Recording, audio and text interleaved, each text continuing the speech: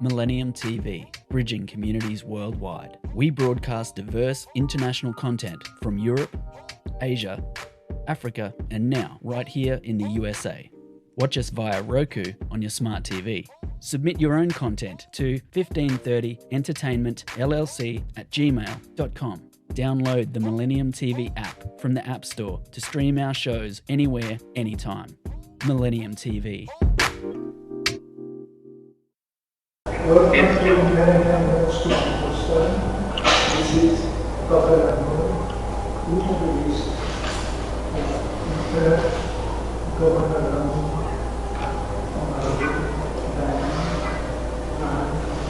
She is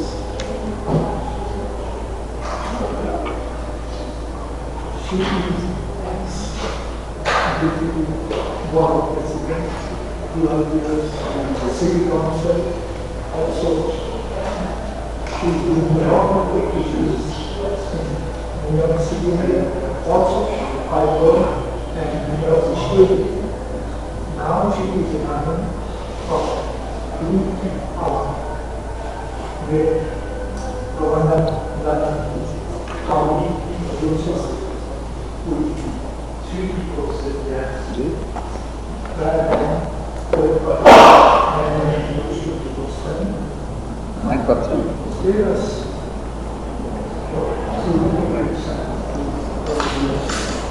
I was thinking about having me on the show.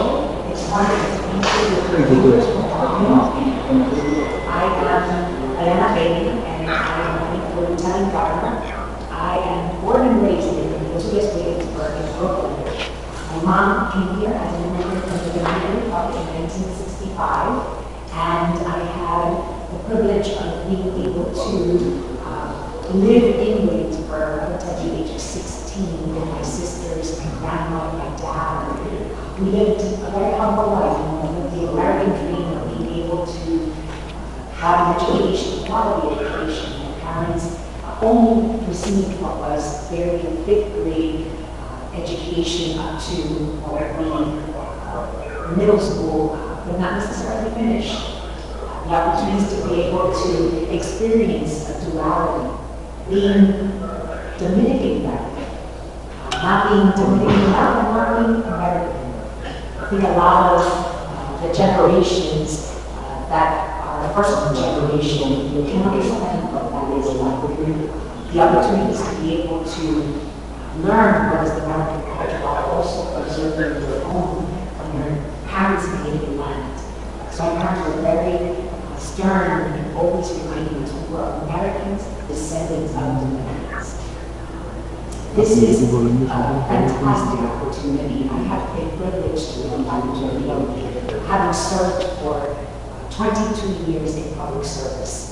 Serving my community here in New York, where I live, where I am proud of what our communities and leaders for Bushwick, Queens, as a city council member for 12 years.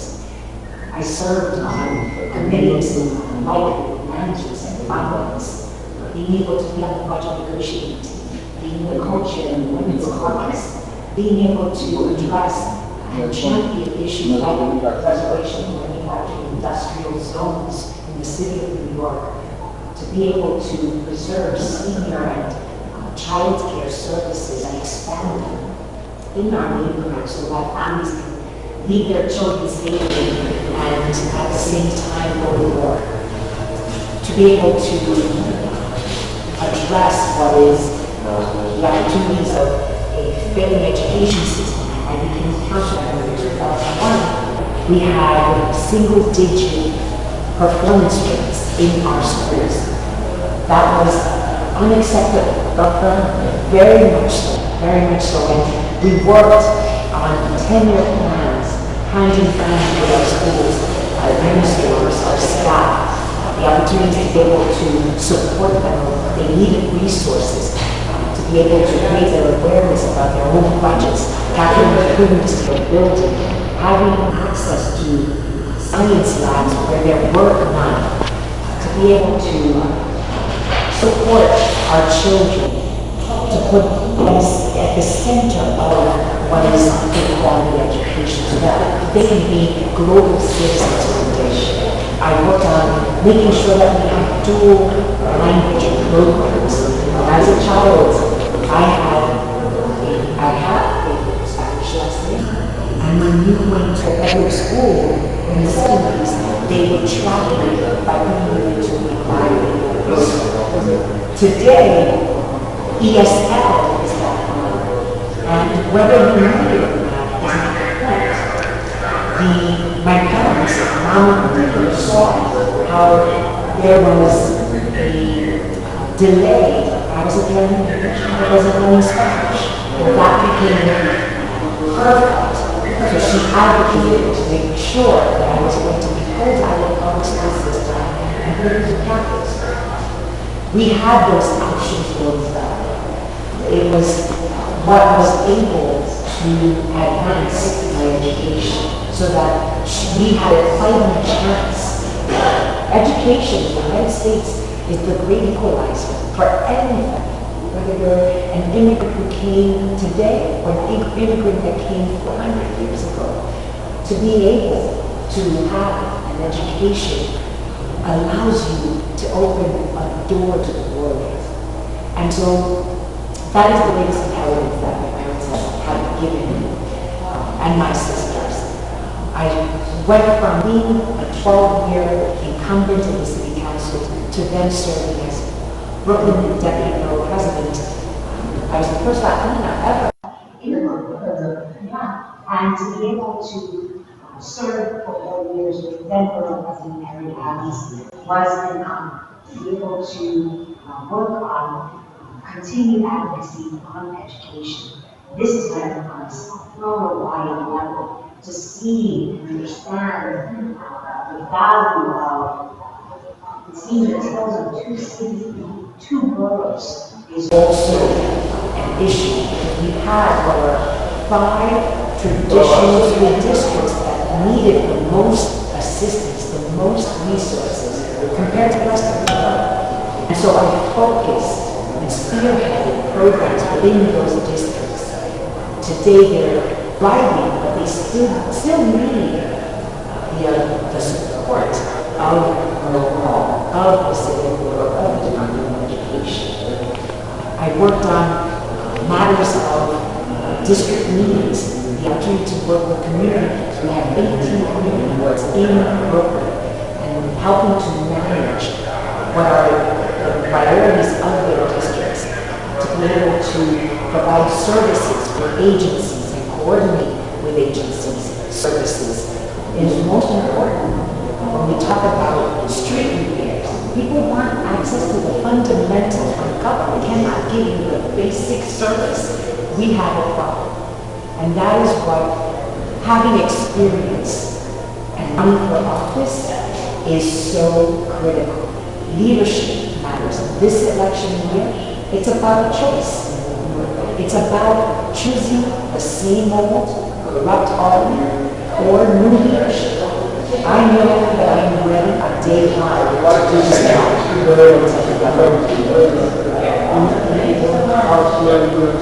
One of the documents in the city of New York. That's right. One of the documents. You remember. Every single day, people die, children crying. One thing that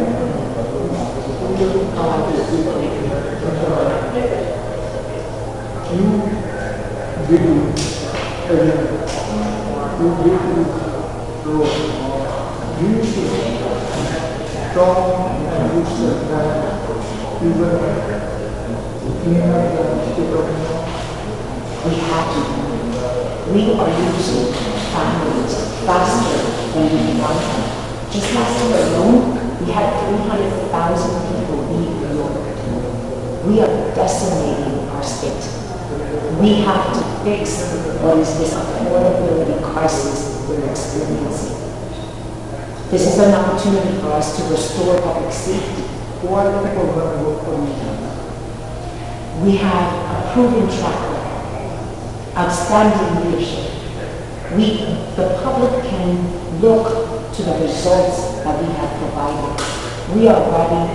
We have done the job. We are positioned to be able to take on what is the role of steering New York State in a new direction. And on day one, we are committed to addressing public safety, to support our law enforcement, to be able to hold accountable what is our legislature for fixing the bail reform law. We must work together. We must find camaraderie. We must find cooperation. The public is calling for action, and we must provide that. We cannot continue to ignore the rising rates of crime. Our elders are scared to leave their home. We're terrorized. We have to figure this out together. This cannot be a conversation where before you even begin discussing fixing bail reform, you're closing the door. People have to start looking at them.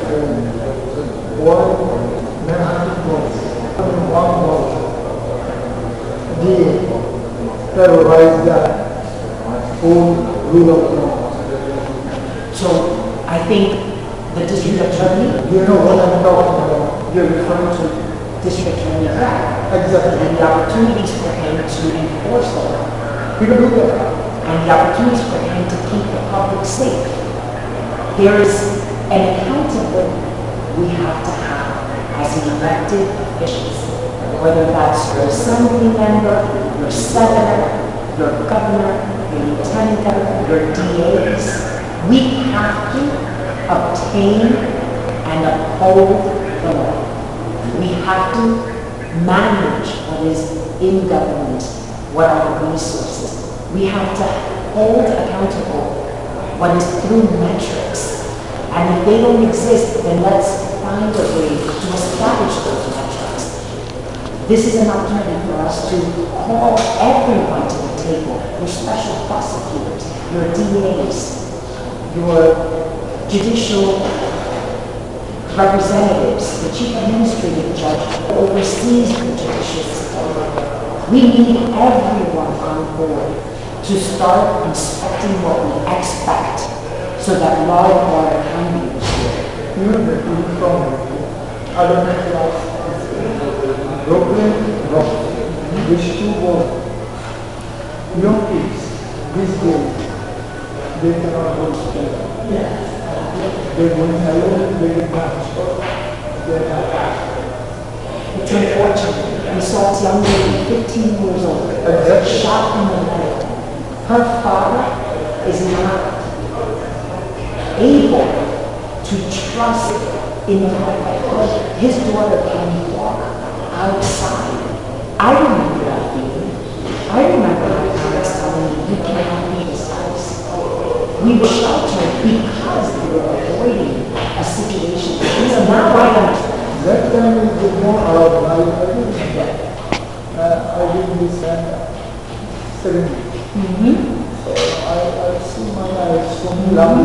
And you don't want to return there, right? No.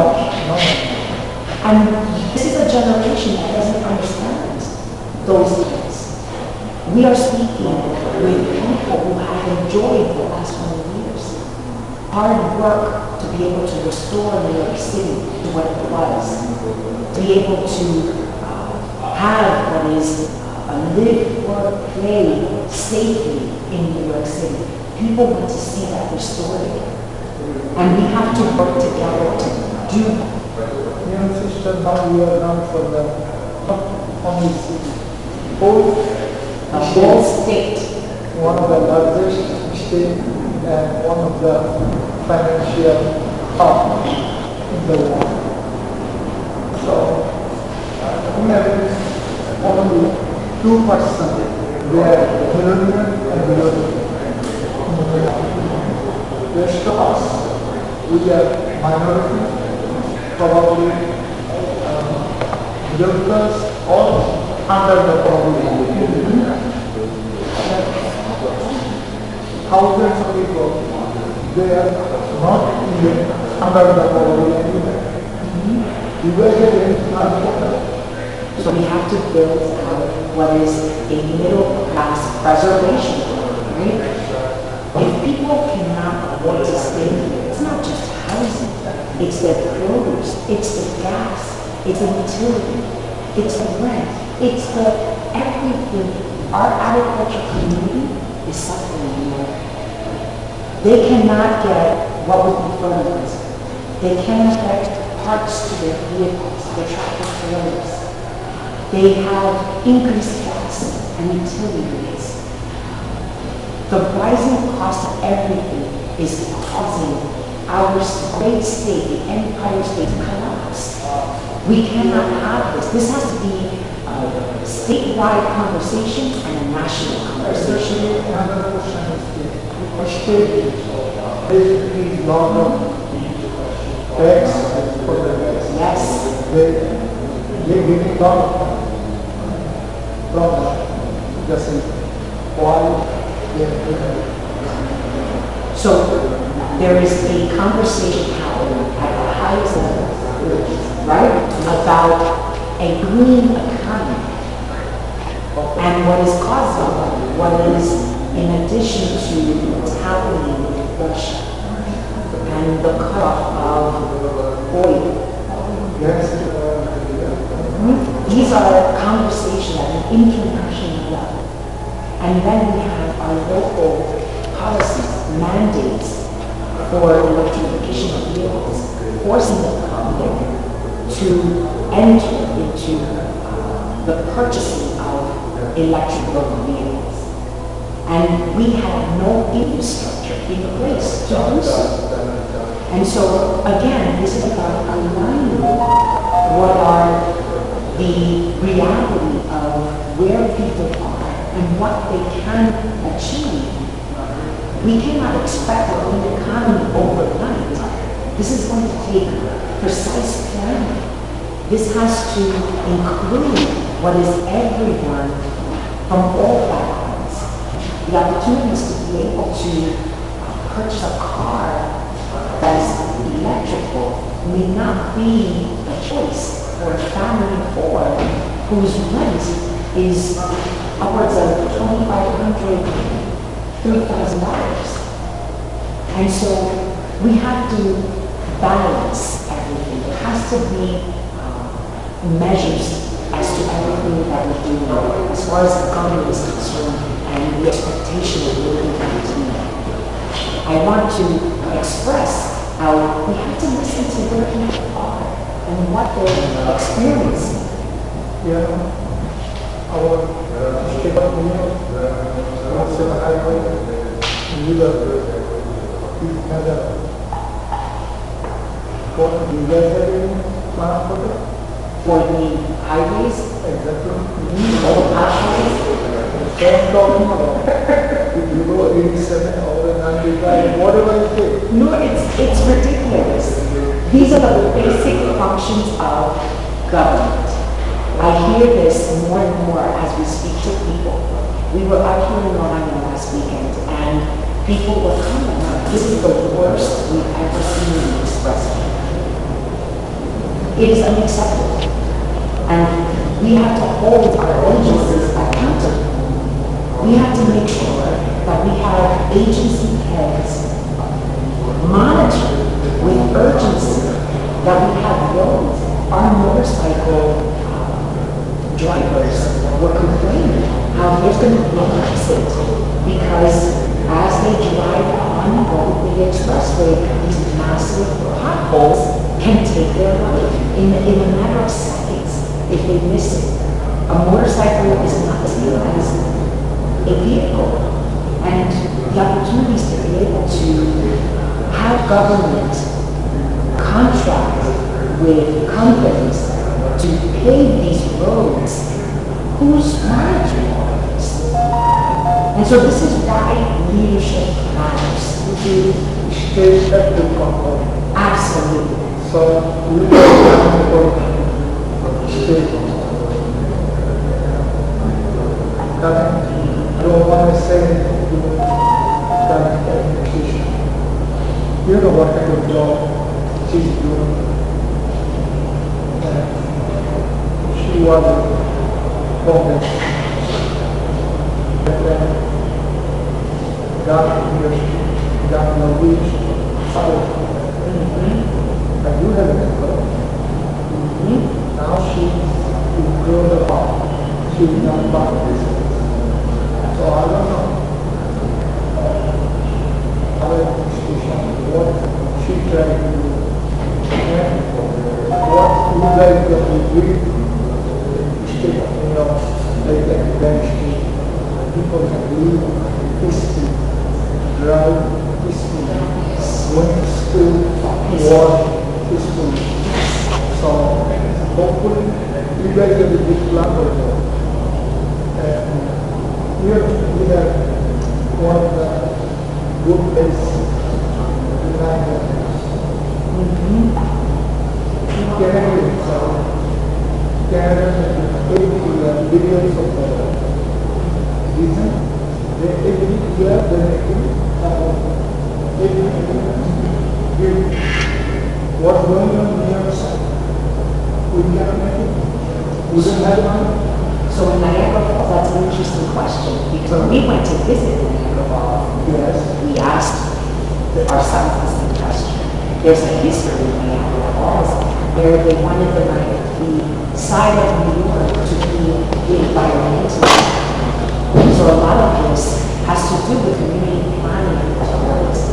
On the Canada side was industry. And so we want to find a balance. And that balance has to include community as stakeholders coming together with government to understand how do we plan for the future of Niagara Falls. You could see all water running from United States to Canada. So all everything is us, and they're using us. Canadian government, Canadian people using us. But our state of New York, they are watching that sunset or beauty, or they want to do something, or you guys going to do something. You guys are going to plan for it. So this is where community planning is very important, because we have to include, there has to be a buy-in from government. We have to see what exactly can Niagara Falls become beyond just its beauty. It's incredible to see that in upstate New York, they're completely off the grid because of Niagara Falls project, right? How can we continue to develop what is cutting edge technology in this region? Other side Niagara City is sunshine, and this side Niagara City is background. Yes. This is something going on, government to government. I don't know. So probably It's also the community, Niagara Falls. We have to engage the community. We have to engage how many people there? very few. So that's why I was talking about. But they have to be consulted. We cannot just impose. Look at broadband. Broadband is a major issue in rural communities in our state. Children cannot access virtual education. Cannot. And that is also what is a delay in their education. People have to volunteer to drive their school materials. We're talking about issues that are fundamental to our states that have not been addressed. Meanwhile, $1 billion subsidies were issued to the bucket loads for speeding.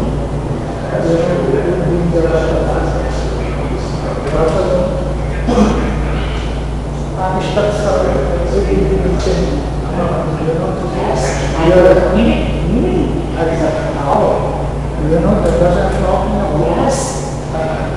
People from Bangladesh, from the city of New York, moving upstate, revitalizing. They build the city. It's a renaissance. Exactly. It's amazing. Our governors, they have to keep the government, the middle class and hardworking people, they can do something, they can read something. But one of the last things that why people want to vote for you? We have a plan, a 15-point plan addressing crime. We want and we're ready to address what is fixable. We want to build a coalition consensus around the issues that are necessary to provide public safety now, not waiting 4 years for things to begin, to see changes. Things that we can do right now in the legislature to be able to give judges the discretion to see history, the dangerousness of a repeat offender, to be able to make sure that they're not right to society, being released. This catch and release is no good for the public. To be able to understand that we need to hold a very hard line on the fact that people today think that there's lawlessness and they can get away with it. Or they almost lost $80,000 in inventory just last year alone. They're victims of crime. And this is a quality of life issue. When no one's getting arrested for $80,000 of merchandise in 1 year, how does anyone believe in law enforcement? How does anyone believe in the judicial system? How does anyone believe in the state of New York? And so this is about restoring trust in government. This is about demonstrating leadership that is proven. The opportunity to be able to elect people that can show you the proven results of what they've done in the past. Tom and I are ready, and we know what it takes to drive New York in a new direction. And this campaign is dedicated to people, listening to people, putting people at the center of conversations. When we have and we listen to the public, engaging with them, we have our finger on the pulse of community. We understand, we know because we've been on the phone with 150,000 people on telephone meetings. We know because we've been traveling the state from city to city. We know because we participated with the rural Democratic Convention to listen to Yates County. They can't have access to their government services because of their affiliation as a Democrat. That's unacceptable. Sullivan County special prosecutors working day and night to fight opioid fentanyl overdoses. 1 of every 3 people are dying from the overdose. Yes. Communities like Newburgh that have very low crime rates are skyrocketing. The opportunities to make sure that upstate New York has a seat at the table, is not overshadowed by the city, to be able to know that people are factoring their communities in, to build community planning processes for the east side of Buffalo, a historically black community that has depended on one supermarket, the only supermarket that got what would be targeted for hate crime. People died because of the color of their skin in the 21st century. They have had schools shut down where their children have to go further for an education. Why? Where's the elected officials fighting for them? Where's their government? Where's the government planning for a better quality of life and resources, access? This is about equity in the state of New York. When we understand what that takes, we will have the heart and the skills to manage New York State, to make sure we're fighting for people.